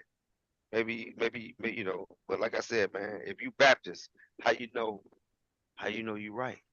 How you know it ain't the Lutherans? How you know it ain't the Pentecostals? How you know it ain't the uh, the other ones? Seventh-day Adventists. Yeah, them two. Yeah, What all about the of Mormons? What about the Mormons? Mormons. What if they right? What if they got it? You What know what about I'm the saying? 5%ers? So which one is you going like how you going what kind of homework you gonna do to figure that out, man? What kind of study and what kind of research is you gonna do to figure out which one is the right one? Is it the one that sound the best? Is that how you choosing it? Does it sound good? Uh, you know what I'm saying? I mean, like so what are you using as a parameter to choose, you know, your life? Because listen, man, what if you, like I said, what if you're wrong? Then you did all this time, spent all this time worshiping on, whatever it may have been, but you was wrong all this time, and then you gonna get up to Jeeves, and then you gonna start making excuses. Well, I didn't know, and hour, and I could, that type of, we ain't trying to hear all that now, man. Like, you had plenty of time to research and see which one. You know what I'm saying? To see which one. You had plenty of time, but no, you picked the poison. He did. Hey man, so now drink. Go and sip that, man. Go and drink that, man. Every bit of it, right? Right. That's it, man. Mm-mm. Yeah, Good. right. Like, so I'm just saying, man, like, this is amazing, man, how you guys can just pick and choose and oh yeah. He loved me. Yeah, I bet I know so, okay. Now what? What he do? What's he gonna do? What he gonna do for you? He love you. You feel that. Now I'm trying to figure out how is that gonna help you? What that doing for you? How is that making you move forward in life? How is that getting you closer to? Well, I done already told you 144,000 and already made it, man. So I really think that they out of tickets. I'm just Sold letting you out. know. I think they sold out by now, man. You know what I'm saying? Like they started a while ago. So I'm just saying, and that's not a whole lot of people. 144,000 is not a whole lot of people, man. Out of billions of You people. saying they Okay. scalping tickets now? Hey man, well, you know what? That shit. I tell you what. I tell you what, I'm gonna create a channel. Y'all come on over there and I'll sell you whatever you want me to say. I'll tell you it all. I'll tell you make it feel good too. I'll tell you all about Jesus. And you know what I'm saying? Tell you all about him, man. Yeah. You know what I mean? Yeah. But I'm just saying, man, I, you know, that's it, man. Go ahead, man. I'm good. You want to say, Gerald? I know you want to put it up. I'm good. You I'm got about good. a minute and 30 seconds. No, I'm joking. I'm good. Nice presentation. Uh, with me, it always gonna go back to the basics. Education or miseducation. Whenever they're talking about how the people were teaching us, the British, that's miseducation. You get a foreign or an alien identity. You identify with something that you're not. And that's will always be my basis. That's why I understand it so clear. Okay. You mean something? That's an alien identity. That's miseducation. I don't even At its know where it's finest. coming from. It ain't dealing with reality. So it's okay for them to do that with each other. And in a certain they'll do that all over the world. Even in Africa, they'll miseducate them and tell them the wrong history. So I don't think there's nothing that they do means here. They do that everywhere. You know? Oh yeah, Uh, I'm talking to a brother now from Africa. And trying to guess what he is? He's a Christian apologist. Wow. so That's from live in Africa and it's from Africa. He's a Christian apologist. The same thing that got his ass where he at now. In the alien position, identity, in the foreign position that identity. that he's in the position that he's in today. You know what I'm saying? You know, you know, like and some of the other brothers and sisters that's around him. You know what I'm saying? Because you look up there, you seen in Kenya. What was you seeing that looked like they was in power? It was them white folks, man. They're sitting up there. That's what you doing there, man? How is you in Africa calling shots, man?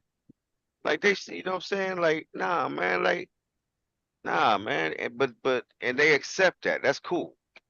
But you've been colonized, and now you want to colonize me.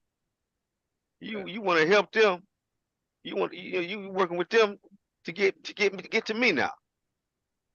Like, you know what I'm saying? And that's and that's he all the way in Africa.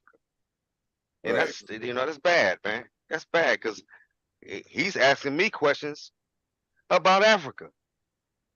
How are you asking me questions about Africa, brother? Hey. Hey. You you know what I'm Now, saying? they got their independence after us. We haven't, remember June 6th, 1865. Right, We supposed to be free, right? right. They just going into it. Yeah, They don't took a bunch of Africans out of Africa. Now they got them under lock from the Berlin Conference all the way till 1964, 65, when they started getting their independence. They don't know nothing about nothing. Right. But I'm Remember, yeah, remember right, we was out of high school almost talking about free South Africa. Right. that's Right. right. That's right. Yeah, they was still going to apartheid. Right. That's right. You understand? That's They right. had Nelson and Mandela in jail for 27 goddamn years. They sure the Right. fuck did. We They sure over here did. free. And Yeah, they we sure. hollering for independence for them. They That's got right. their independence after us. That's what we don't realize. So when I say they look up to us, we're ahead of everybody, even though we're in the belly of the meat. Right. Right. Right. We're crazy. Yeah, because we're in the middle of the beast. We Our right. numbers are low. We're only 12%, but we want 100% of this shit. It Right. don't work like that in reality. Right. That's Right. right. Yeah, it don't work. We're supposed to only get a small percentage. We like, nah, we meant to it all. We want it all. You Right. know? And it's amazing how we think like that. You know? Yeah. We really think like that. Whatever y'all get, we should get. And they like, motherfucker, we 85%. We can Jim Crow y'all. We can control y'all every facet. We're gonna fight back. You know, we want to vote. We want, you know what I'm saying? We want what y'all got. If y'all can vote, we gonna vote. We gonna put Obama, who's from Syria, Nanny from Syria. We're gonna put him in the White House. We crazy. That shit was never supposed to happen. A black president. With us only 12%. Right.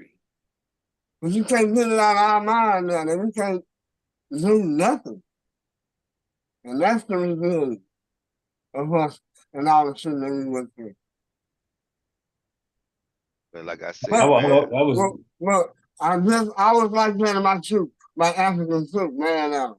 Then it's a reality like, no, y'all been under the thumb after us. Y'all just been the bottom. And they got y'all crazy and messy. Goddamn, boy.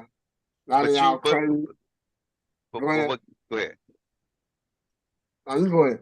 But what kills me is you right there with the information though. It's right there.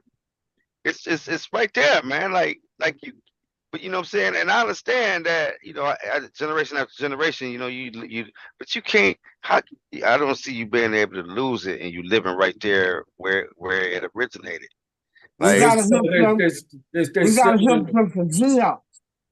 Geop is the main dude, and they don't know about him.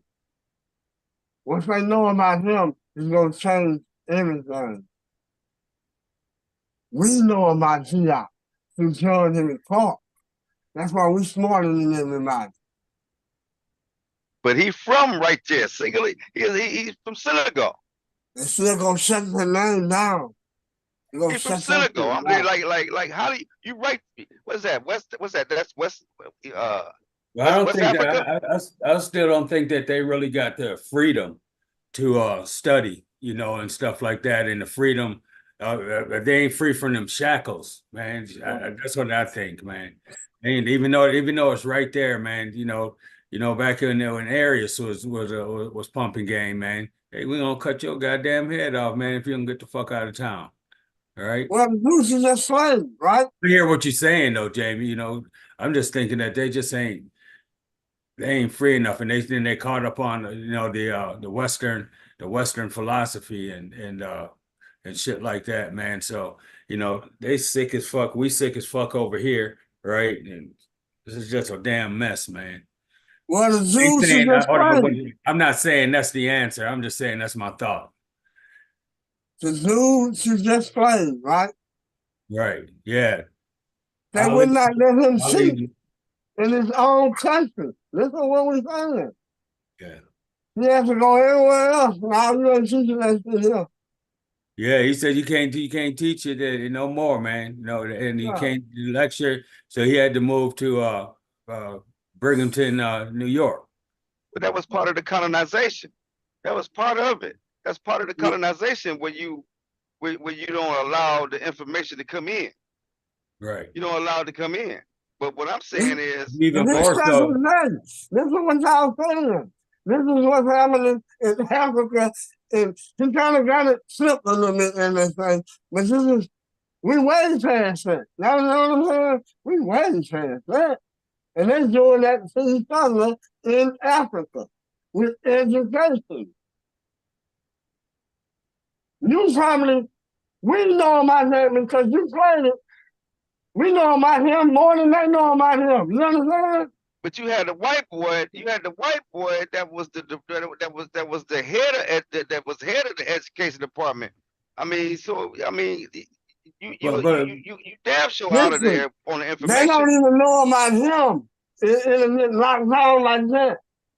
We know about him because I found that. But the people in Kenya don't know about him. He been shut down. And what you're saying is most likely true, man. But Kyoko was up on this shit, right? And he's right there in Kenya, So as a people as a whole, I think that's fitting what you're saying. But there's still people, just like here, when we didn't have when they was fighting for the civil rights, so to say, everybody else, chicken shit, and I'm gonna lose my house, I'm gonna lose this, I'm scared, all these type of things, and I just don't see it too much different, No, I'm not arguing that it might not be a few.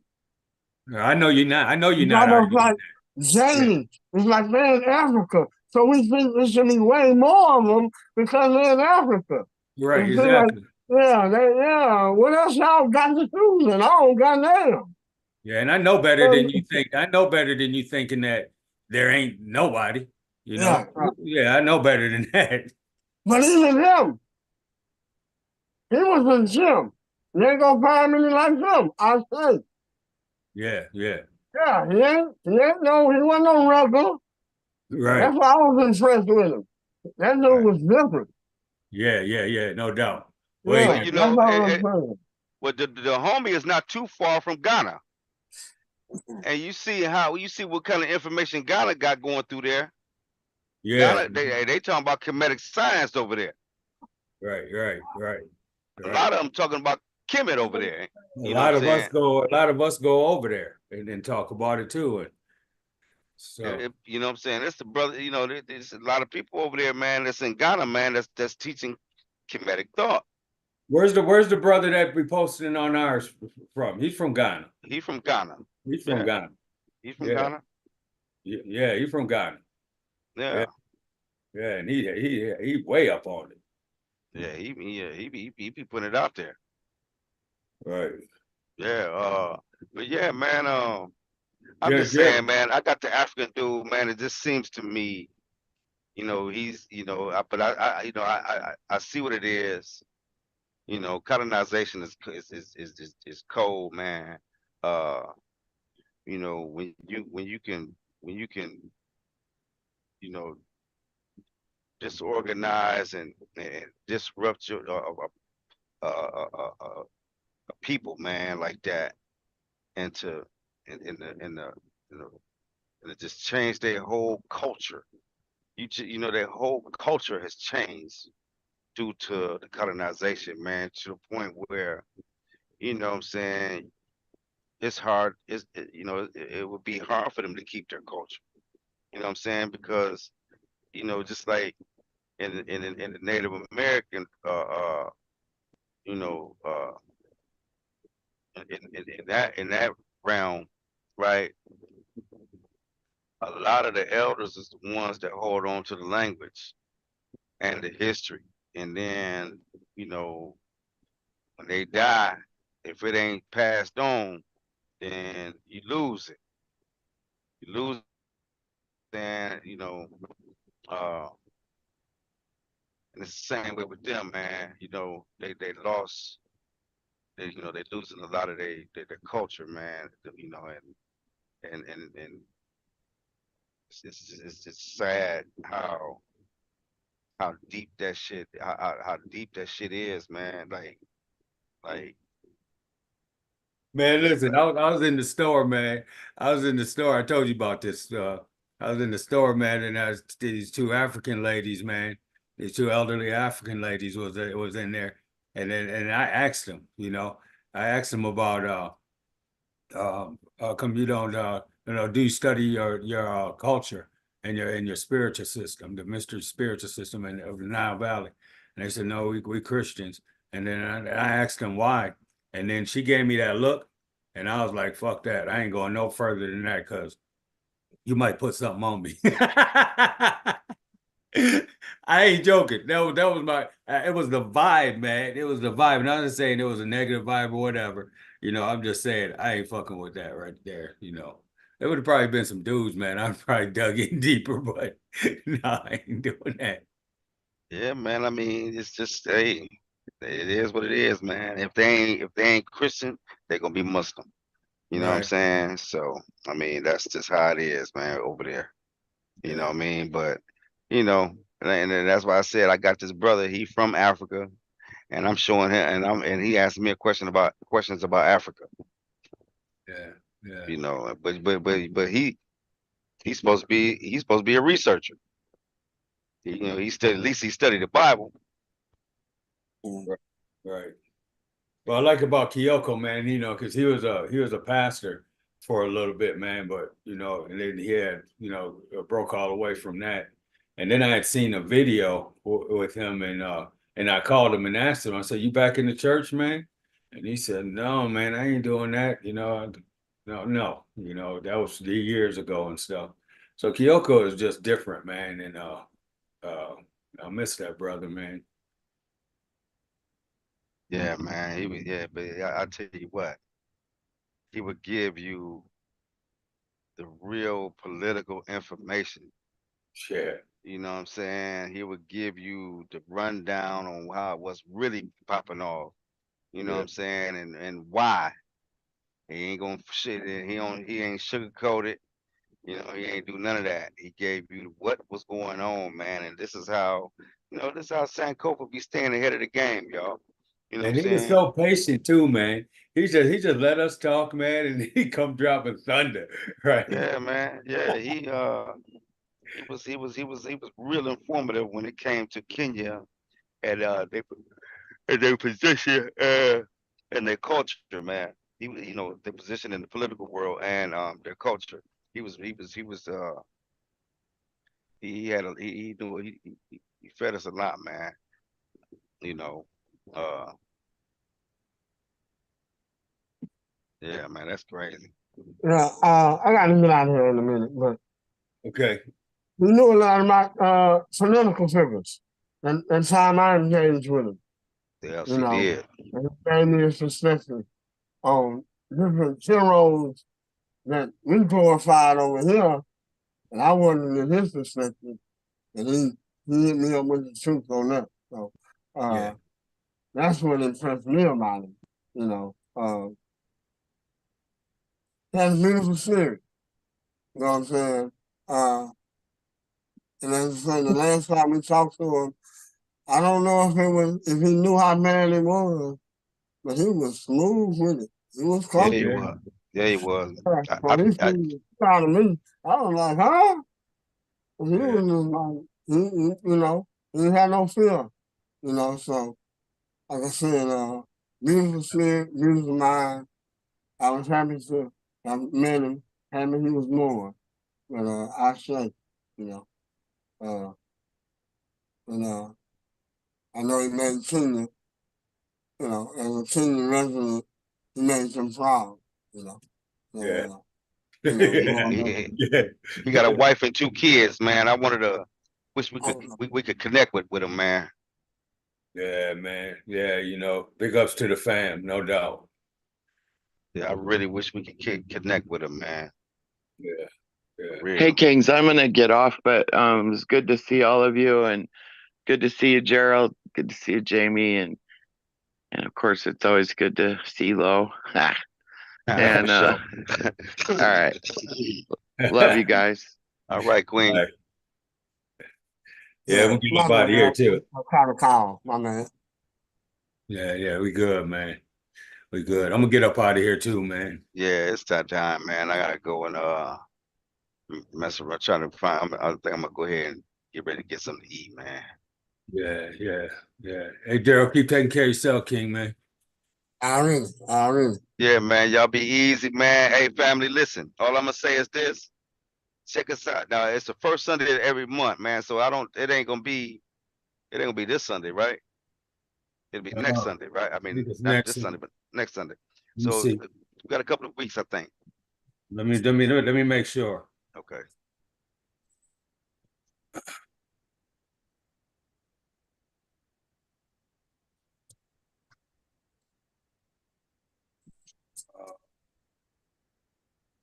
Yeah, we got 2 more weeks. So Okay. So the don't forget. 30th, the 30th is Sunday. Somebody got to present Sunday. Okay. Then the following Sunday is the 6th. Hey, I'll pick it up because I'll pick it up because I'm still picking a Still fight. on. You still on one. I'm still picking a fight. You damn right. Hey, Hey, so look, Gerald, he's still on one.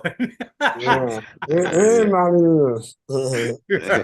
Hey, so but yeah, all I'm saying is check us out in 2 weeks, family. We got the children's book read. It's gonna be, as always, it's gonna be a nice occasion. We encourage you to get the kids and let's get together, man, and get some of this history, man. It's real history, real places, real people, real events, man. We just need you to participate, man. It's free. Don't cost you nothing. And you can win a free book. You can win a free book, man. We spin the wheel. If it land on you, we mail that book right directly to you, man. And that's your book. You know what I'm saying? We just hope that you read that book on the next Children's Sunday. All right. So that's the only catch to it. And that's not even mandatory. We just saying we hope that you would do that, right? For us. All right. Hey, so but other than that, family, like, subscribe, share, Give us a couple of comments. Let us know what you think. And that's all I got. Go ahead, King. Yeah, that's all I got, man. We good. We good. Good. I'm out. Peace out, fam. All right, King. Peace, Be peace, safe out there, peace. King. Hey, yeah.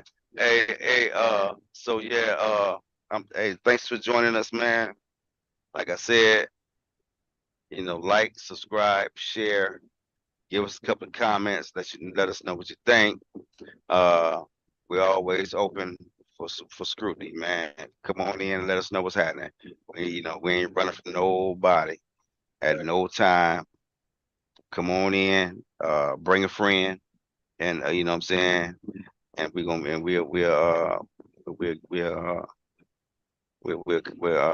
dialogue, man. All right. Hey, so Let's build a little bit. Come on and yeah, build. we can build a little bit, man. Ain't nothing wrong with that, man. You know, just be ready to show and prove, though. Be ready to show your sources. Don't just come here and talk us to death. You gotta let us know what you gotta let us see what you're talking about, okay? That's all I'm saying. You know what I'm saying? Because I'm not easily convinced like that. You can't just talk to me about it and I'm okay with that. All right, you gotta show me. All right. So anyway, man, we out of here, man. Unc, you good? I'm good, man. Peace to the fam. Peace, family. We out, man.